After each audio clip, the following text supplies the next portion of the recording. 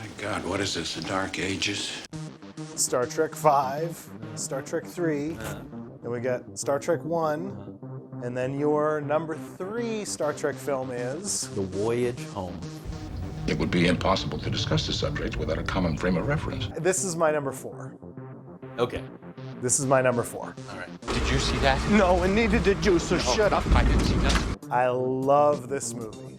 I do too. This is where I start loving Star Trek movies. I really enjoy this. Maybe this. I think this was the one I rewatched the most as a kid. No. Yes. Yeah, No. no. Yes. No. Yes. Okay. And I still think it's probably maybe the most family friendly in a sense. Like I think I could probably say that my kids could watch it, be pretty entertained by it. Why'd you watch where you're going, you dumbass? Well, a double dumbass on you! There are so many things that I love about this movie. Yeah. That works. It works solely in this movie. Yeah. In this format that don't work in other ways. Right. I think that this movie is more akin to Groundhog Day or Back to the Future than it is like other Star Trek movies. No, that's not what he said, farm boy.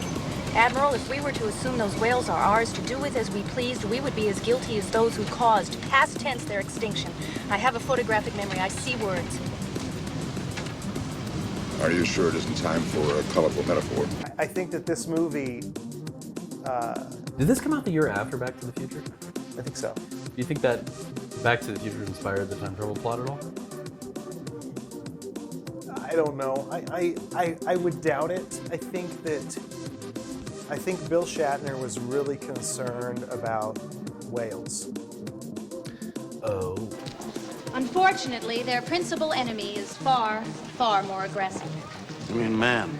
He was doing like monologues Okay. with whale song in the background. And so I think like his personal experiences were very much Okay. motivating kind of why they made this.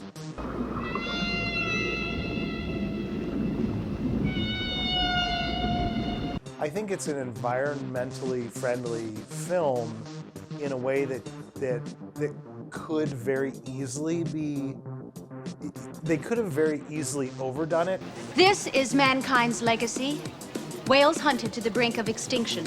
Yeah, and it ends up being kind of a fun romp. Oh yeah. They do some good, and it's a conservation story, and it's mostly it has a high stakes thing hanging over it, but it also feels kind of low stakes, small scale, and that's actually nice. Yeah, it feels to me like The Trouble with Tribbles. Yeah. Because in Trouble with Tribbles, right, you've got that planet that's at stake, but you never feel the stakes of it. It just feels sort of removed. I think there are things that are at stake. I love when Chekhov is captured by the American soldiers. Yeah. You know? Yeah, On the on the USS Enterprise. Yeah. Let's take it from the top. The top of what? Name. My name? No, my I name. do not know your name. I love when McCoy is in the hospital. That's probably some of my favorite bits is when he's dialysis. What's the matter with you? Kidney dialysis. Dialysis? My God, what is this, the Dark Ages? And then he gives the woman the pill, and she's like, Doctor gave me a pill, and I grew a new kidney.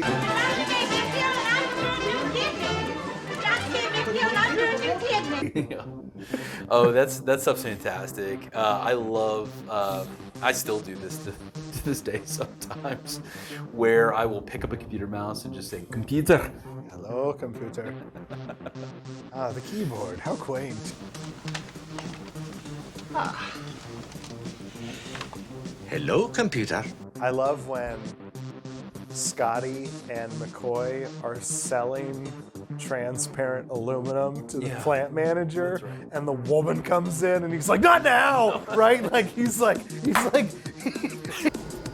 Is that worth something to you? Or should I just punch up clear? No. Not now, Madeline. he can see like Midas gold, like Yeah. you know, he can see like money and all this stuff, and he like feels like he shouldn't be in this room at this time doing this, you know, like he's thinking like if somebody else, like nobody else can know about this thing. Yeah, that's Just right. a wonderful, wonderful moment. I show that clip in film classes as an instance of sci-fi comedy because, you know, there's that, it's humorous, right? But there's also that you can see the greed in his eye, right? Not now! But you would be rich beyond the dreams of avarice. I like at the beginning when Spock is stumped on the question, how do you feel? Yeah. You know, he can't, what? I don't understand the question, Yeah. right? Like that doesn't matter. Yeah. There's you know, I think in every Star Trek series there's at least a couple of episodes where our main cast go back to the past in some way, or they interact with a planet that is stuck in Earth's past. And sometimes those can be fun, sometimes they're a little more drudgerous, it just depends. If we were to assume that these whales are ours to do with as we please, we would be as guilty as those who caused their extinction. Oftentimes they'll deal with big, weighty social issues. You know, I think of the episodes of DS9 where they go back to California in 2024. Don't tell me. You're from outer space. No, I'm from Iowa. I only work in outer space. This is the most fun that we have with I think a time travel plot in Star Trek. And it doesn't I think feel so. ham-fisted. Yeah, I think so. In Enterprise, they always feel bad.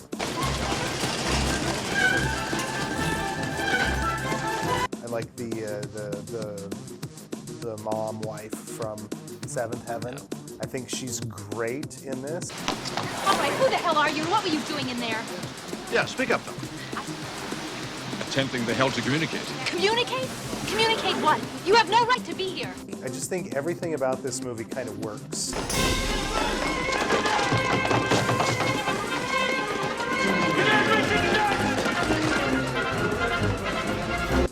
The only thing I don't like about Star Trek 4 is right after they make the Warp 10 trip around the sun, and they have all the weird faces that are showing up, and then they show the field and the whale. Like, I don't.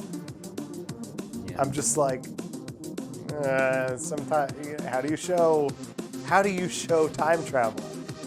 Yeah. I don't think that's the way, but you know, Probably not. it's the way that I think of like in Lord of the Rings, where Frodo is after he gets stabbed by the Nazgul, and then they show like Elrond, and he's in like bright light, and he kind of dissolves in. And he's like, and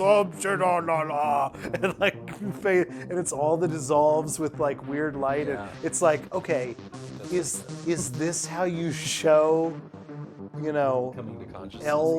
elven mysticism? I don't think so, but you know, I guess, Yeah. you know, what do you go with? That's probably the best thing about Back to the Future's time travel is you don't waste any time with that sequence. It just pops in and out. You're just there. You're in the trees, right? Yeah. Suddenly the trees are there. Yeah. Flight of the Navigators has this really long. Oh gosh. No, not Flight of the Navigator. Is it Flight of the Navigator? Well, Flight of the Navigator is the one with the silver ship and the little guy with the. I'm thinking of the wrong movie. Okay. There's a time travel movie from the mid-'80s. I mean, that is Flight of the Navigator is a time travel. Okay, movie. then maybe it's Flight of the Navigator. I'm thinking they fly through like almost like a storm. Yes, sequence. that's Flight of the Navigator. Yeah. It kind of It's a creepy movie. It really is. Not like Star Trek 4. Star Trek 4 is not a creepy movie. No. But it reminds me of that. How do you feel?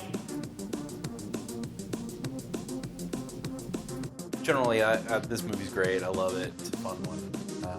It's one I'll, you pop it in for laughs and giggles, and it's a fun little romp. Everybody remember where we parked. Directed by Leonard Nimoy. By Leonard Nimoy. Yeah, thank you for informing me of that. Yeah, he's pretty great. He does a great job with this movie. Don't bury yourself in the park. All right, so Star Trek 4, Yeah. number 3. Yep, number 3. Number 4. All right. How do you know this? Simple logic.